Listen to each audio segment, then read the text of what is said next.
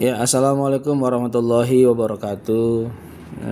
Teman-teman sekalian yang kami hormati, Bismillahirrahmanirrahim. Alhamdulillahirabbil alamin. Allahumma shalli wa sallim wa barik ala sayyidina Muhammadin wa ala sayyidina Muhammad.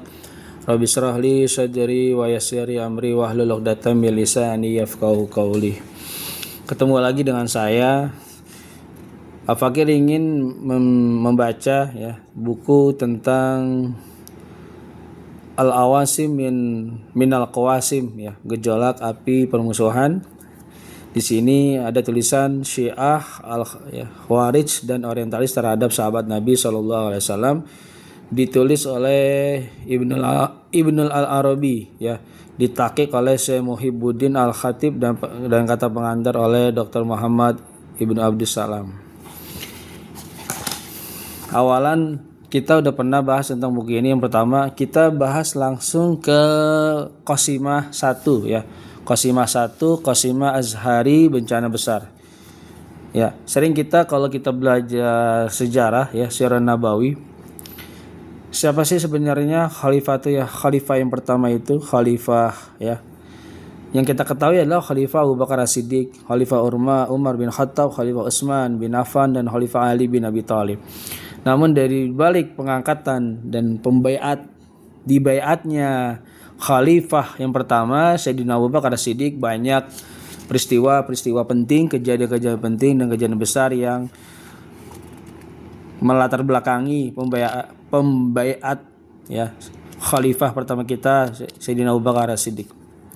Di sini kita bisa lihat di buku ini dijelaskan bahwa setelah Allah memanggil Rasulullah SAW keharibaannya dan dia telah menyempurnakan agamanya bagi beliau dan kita, menyempurnakan nikmatnya bagi beliau dan kita, sebagaimana firman-Nya di Quran surah Al-Maidah ayat 3, di potongan ayatnya, al-yawma akmaltu lakum dinakum wa atmamtu alaikum ni'mati wa raditu lakumul islam madinah.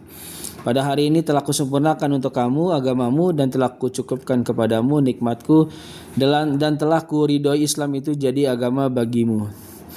Al-Maidah ayat 3.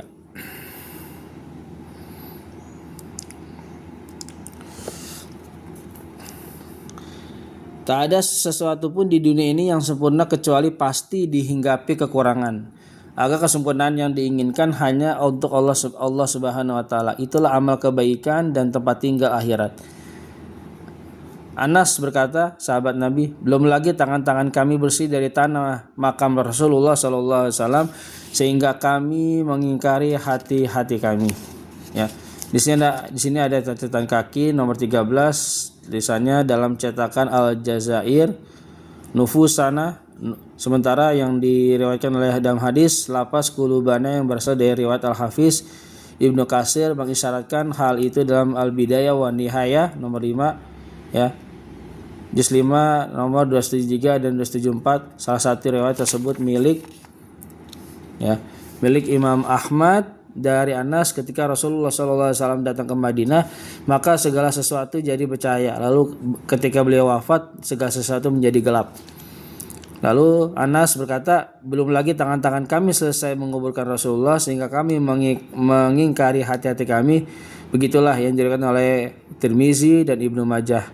Tirmizi berkata ini hadis sahih gharib. Ibnu Katsir berkata sanad hadis ini sahih dengan syarat Bukhari dan Muslim. Wafatnya Rasulullah SAW, keadaan pun terguncang. Kemudian Allah memperbaiki Islam dengan pembaiatan Sayyidina Abu Bakar sebagai khalifah. Karena wafatnya Nabi SAW merupakan suatu bencana yang amat besar dan musibah sepanjang usia. Sedangkan Ali radhiyallahu an bersembunyi di rumahnya bersama Fatimah, sementara Utsman diam.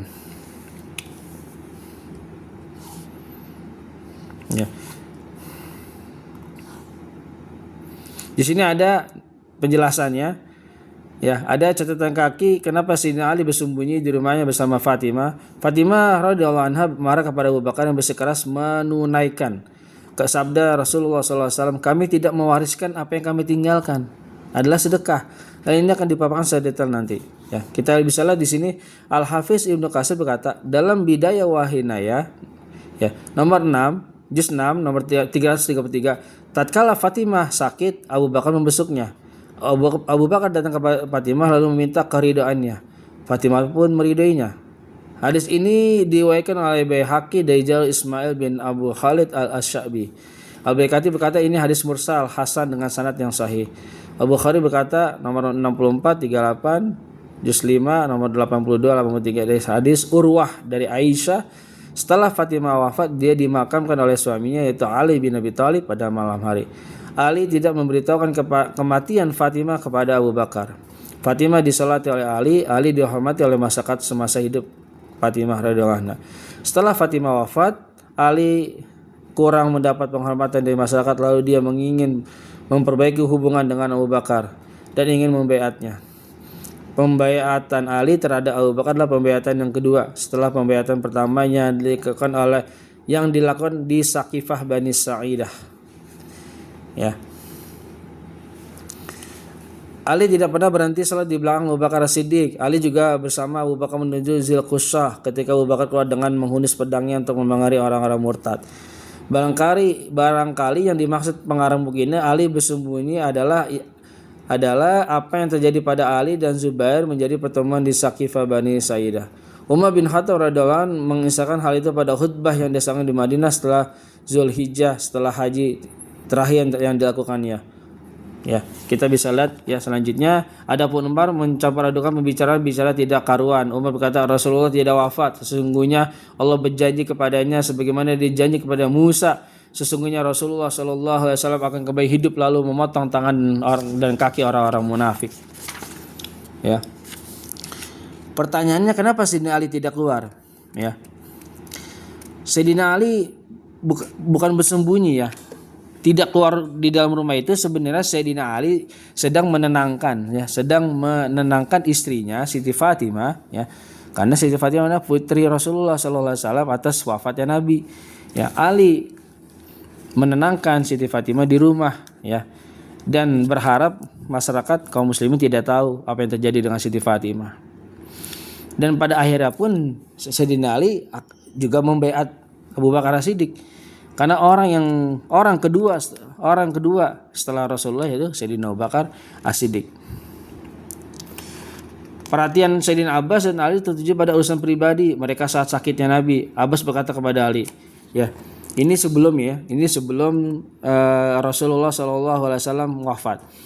Ketika di hari-hari terakhir menjelang wafatnya, ya paman Nabi, ya Ibnu Abbas dan Sayyidina Ali setelah keluar dari rumah Nabi menjenguk Sayyidina Abbas berkata kepada Sayyidina Ali, ya Ali, aku melihat kematian pada wajah Rasulullah sama seperti pada wajah-wajah Bani Abdul Muthalib.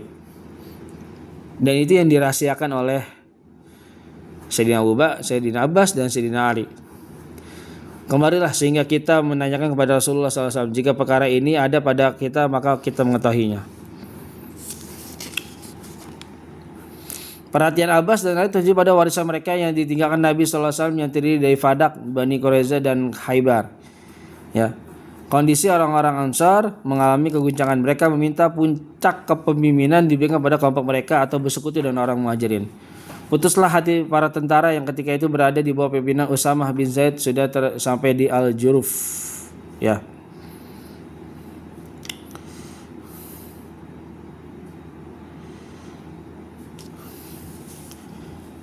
Lalu mereka berkumpul di Saqifah Bani Sa'idah. Di bagian terdepan ada Sa'ad bin Ubadah. Mereka berpendapat bahwa yang berhak menjadi pemimpin adalah kelompok mereka, karena negeri ini adalah milik mereka, kaum Ansar ya. Mereka adalah para penolong agama Allah dan batalion Islam.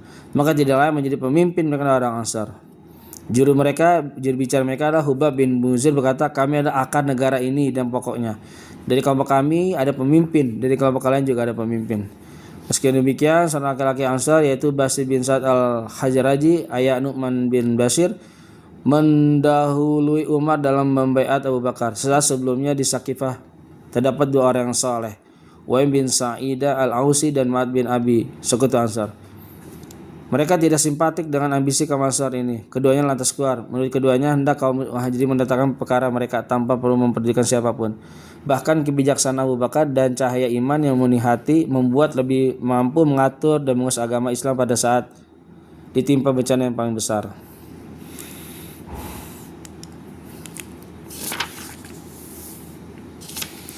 Jadi yang memberitahu perkumpulan Bani Ansor di Saqifah Bani Saidah adalah Abdullah bin Mas'ud. Ketika para sahabat Nabi, sahabat-sahabat yang besar ya, Sayyidina Abu Bakar sedang mengurus Nabi Muhammad SAW. Kemudian di luar rumah itu ada Sayyidina Abu Bakar, kemudian ada Abdurrahman bin Auf, ada Utsman bin Affan, ada sahabat-sahabat Ansar yang lainnya. Lalu Abdullah bin Mas'ud itu adalah datang mengabarkan kepada Sayyidina Umar, "Ya Umar, cepatlah, kaum Ansar sedang berkumpul di Saqifah Bani Sa'idah. Dia sedang memusyawarahkan pengganti Rasulullah SAW." Lalu terkaget-kaget Sayyidina Umar dan sahabat yang ada di situ. Lalu Sayyidina Umar bilang, "Kabari Abu Bakar dan kita akan segera ke sana."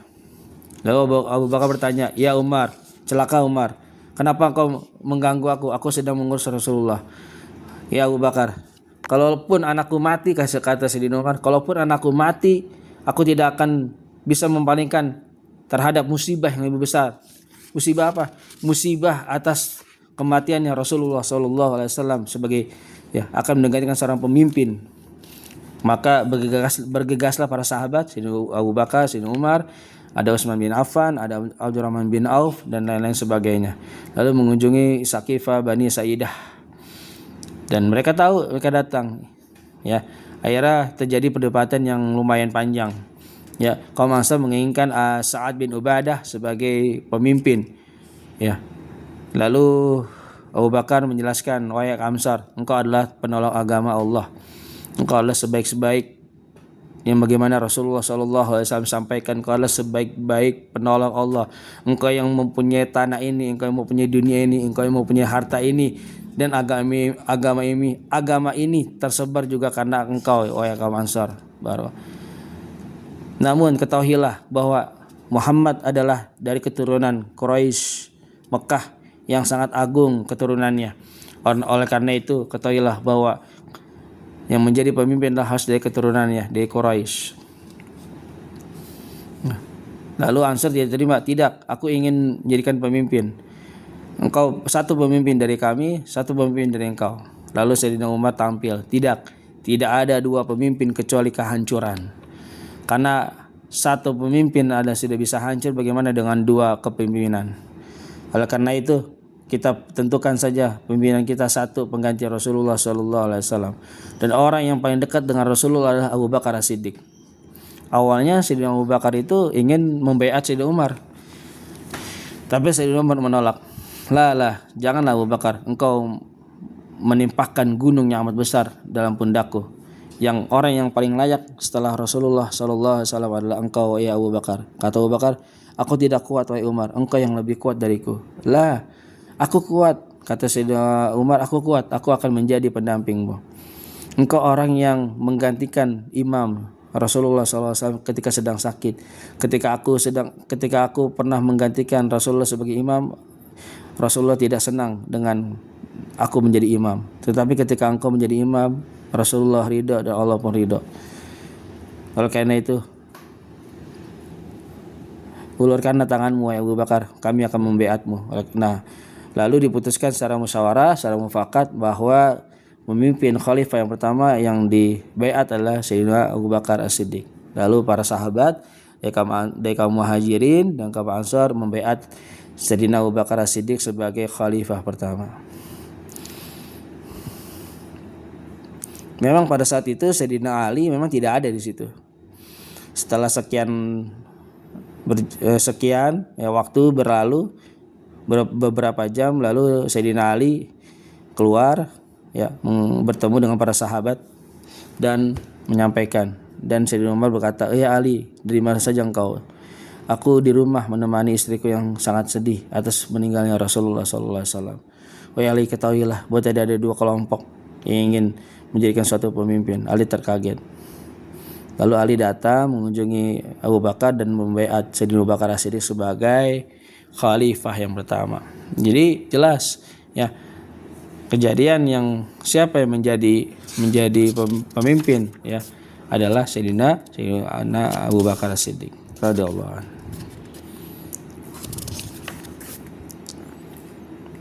Allahumma shalli wa sallim wa barik alaihi.